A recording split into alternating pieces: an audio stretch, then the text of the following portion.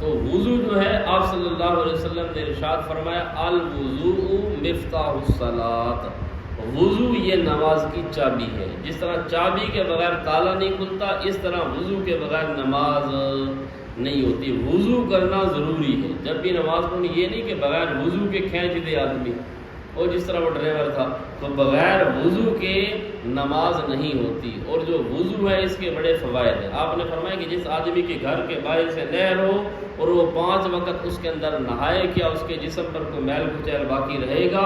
صحابہ نے کہا کہ نہیں یا رسول اللہ۔ آپ نے فرمایا اسی طرح جو آدمی 5 وقت وضو کرے اور نماز پڑھے، اس کے وجود پر بھی کوئی گناہ نہیں رہتا۔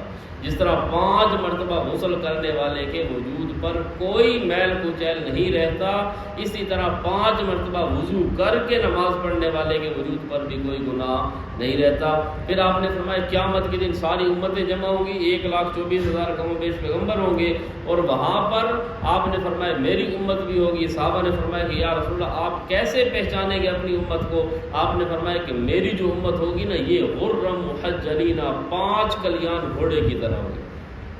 گھوڑا ہوتا ہے نا بالکل دہمن بہمن، بالکل کالا سیاہ گھوڑا، اور 5 کلیان گھوڑا وہ ہوتا ہے کہ ہو بالکل کالا لیکن اس کے 4 پاؤں سفید، گھوڑے کے چاروں پاؤں بھی سفید ہو، اور پیشانی پر یہاں پر کیا ہو، سفید رنگ کی ٹکیا ہو، پیشانی بھی اس کی سفید، اس کو کہتے ہیں 5 کلیان گھوڑا۔ یہ بڑا مہنگا ہوتا ہے اور یہ مشکل سے ملتا ہے، کیونکہ یہ خود تو رنگ کر نہیں سکتے نا، اللہ کی طرف سے پینٹنگ ہوتی ہے۔ تو یہ پینٹنگ والا گھوڑا 5 کلیاں، جس کے چاروں کھور یہ بھی سفید ہوں اور پیشانی بھی سفید ہو، تو یہ گھوڑا بڑا قیمتی ہوتا ہے اور یہ دور سے نظر آتا ہے۔ اب کالے گھوڑوں میں چھوڑ دو، سارے گھوڑے مکس ہو جاتے ہیں تو بندہ پریشان ہوتا ہے، پتہ نہیں یہ گھوڑا اول پوزیشن آیا، یہ آیا، میرا کون سا، اس کا کون سا، نشانی ہوتی ہے۔ تو نشانی کے لیے جو 5 کلیان گھوڑا ہے، اس کو 1000 گھوڑوں میں چھوڑ دو پھر بھی نظر آئے گا، کیونکہ اس کے پاؤں بھی سفید نظر آتے ہیں، پیشانی بھی سفید نظر آتی ہے۔ آپ نے فرمایا کہ جس طرح 5 کلیان گھوڑا وہ ہزاروں گھوڑوں میں نظر آتا ہے، میری جو امت ہوگی وہ بھی 5 کلیان گھوڑے کی طرح ان کے وضو کے اعضاء چمک رہے ہوں گے، یعنی ان کے دونوں ہاتھ بھی چمک رہے ہوں گے، دونوں پاؤں بھی چمک رہے ہوں گے، اور یہ جو چہرہ ہے یہ بھی چمک رہا ہوگا۔ اس لیے آپ نے فرمایا کہ وضو بہترین کر کے کیا کرو، کیونکہ یہ اعضاء تمہارے چمکیں گے۔ اور اس لیے حضرت ابو ہریرہ رضی اللہ عنہ وہ یہاں تک بازو کو دھویا کرتے تھے اور فرماتے تھے کہ تمہارے قیامت کے دن جو اعضاء ہیں نا، تمہاری بازو یہاں تک چمکے گی، میری یہاں تک چمکے گی۔ سمجھ آ گئے؟ انہوں نے فرمایا کہ میری یہاں تک چمکے گی۔ تو مطلب یہ ہے کہ 5 کلیان گھوڑے کی طرح وضو ایک بہترین چیز ہے، قیامت کے دن یہ اعضاء آدمی کے چمک رہے ہوں گے۔ اب وضو کے اندر 4 فرض ہیں۔ اذا قمتم الی الصلاۃ، جب تم کھڑے ہونے لگو نماز کے لیے، یعنی تیاری کرنے لگو، تو پہلے کیا کرو، فاغسلوا وجوہکم، نمبر 1 اپنے چہروں کو دھوو، نمبر 2 وایدیکم الی المرافق، اپنے ہاتھوں کو کوہنیوں سمیت دھو۔ یہ آپ کو بتایا تھا کہ علاقہ ما بعد اور علاقہ ما قبل، یعنی غایت اور مغیہ کی ایک جنس ہو تو غایت مغیہ کے اندر شامل ہوتی ہے۔ اب یہاں پر مرفقین، یہ جو ہے نا الی المرافق، علاقے ما بعد مرافق اور ما قبل جو ہے ایدی، ان کی جنس ایک ہے، اس لیے پہلے والے ہاتھ کو دھویا جائے گا، ان ذراعین کو دھویا جائے گا، تو مرفقین کو بھی دھویا جائے گا۔ تو غسل کے اندر پہلا فرض ہے چہرے کا دھونا، فاغسلوا وجوہکم، وجہ کہتے ہیں چہرے کو، اور اسی سے لفظ ہے مواجہت، اور مواجہت کا مطلب یہ ہے کہ آدمی کسی کے سامنے بیٹھتا ہے، جو چیز نظر آتی ہے نا بالکل واضح ہوتی ہے، اس کو کہتے ہیں وجہ۔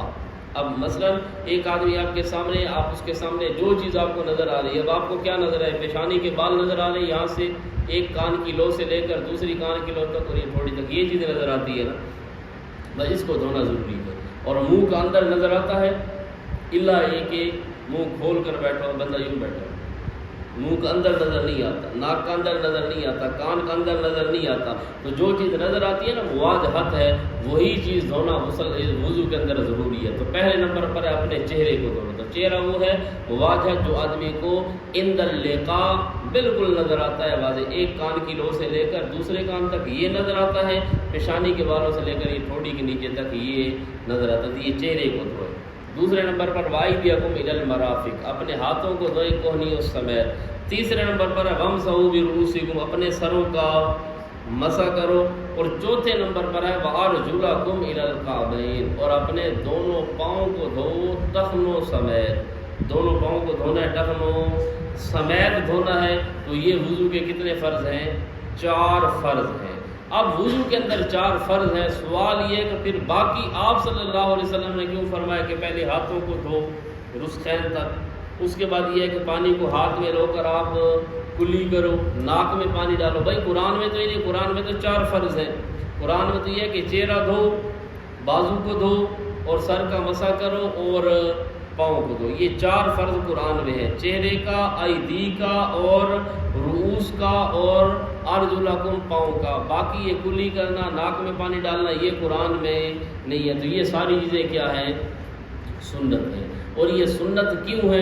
وضو کی سنتیں تو کل عرض کروں گا۔ تو یہ سنتیں اس لیے آپ مختصر یاد رکھ لیں، یہ بمنزلہ لیبارٹری کی ہے، یہ بمنزلہ لیبارٹری کے ہے، کیونکہ جس پانی سے آپ نے وضو کرنا ہے وہ پانی پاک صاف ہونا چاہیے۔ وہ پانی کیا ہونا چاہیے؟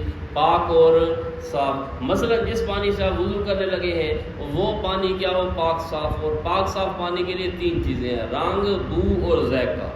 3 چیزیں، رنگ، بو اور ذائقہ۔ یعنی اس پانی کا رنگ بھی ٹھیک ہو، یہ نہیں کہ تم شربت کے ساتھ وضو شروع کر دو یا تپل پر تیمم شروع کر دو۔ رنگ بھی ٹھیک ہو۔ نمبر 2 بو، یعنی اس پانی میں سمیل نہ ہو، اگر سمیل یا بدبو ہے تو وضو نہیں۔ اور تیسری چیز یہ کہ اس کا ذائقہ بھی ٹھیک ہو۔ تینوں چیزیں ہیں نا۔ تو اب تینوں چیزوں کے لیے آپ نے فرمایا اب وضو تو آپ نے کرنی ہے۔ وضو کے لیے سب سے پہلے ہاتھ میں یوں پانی لیں گے تو آپ نے دیکھ لیا کہ اس کا رنگ ٹھیک ہے، یہ لیبارٹری ہے نا، چیک کر لیا، آنکھوں نے بتا دیا، قوت باصرہ نے کہ اس کا رنگ ٹھیک ہے جی۔ پھر آپ نے وہ پانی لیا، منہ میں ڈالا، کلی کی، تو اس سے پتہ چل گیا کہ اس کا ذائقہ ٹھیک ہے۔ پھر وہی پانی آپ نے ناک میں دیا تو اس سے پتہ چل گیا کہ یہ سمیل والا بدبودار پانی نہیں ہے بلکہ پانی ٹھیک ہے۔ 3 لیبارٹری ہے نا۔ تو لیبارٹری میں چیک ہو گیا کہ رنگ بھی ٹھیک ہے، بو بھی ٹھیک ہے اور ذائقہ بھی ٹھیک ہے۔ اب کیا کرو؟ فاغسلوا وجوہکم، اب چہرے کو دھو۔ سمجھ آئی کہ نہیں؟ ویسے بندہ پوری وضو کر لے، بعد میں پتہ چلے اوہ پانی تو خراب تھا، تو پھر ٹینشن بنے گی نا۔ تو اس لیے پہلے لیبارٹری میں چیک کر لو آیا اس قابل ہے یا نہیں ہے۔ جب قابل ہے اس کے بعد پھر کیا ہے؟ اس کے آگے فرائض وہ شروع کرو وضو۔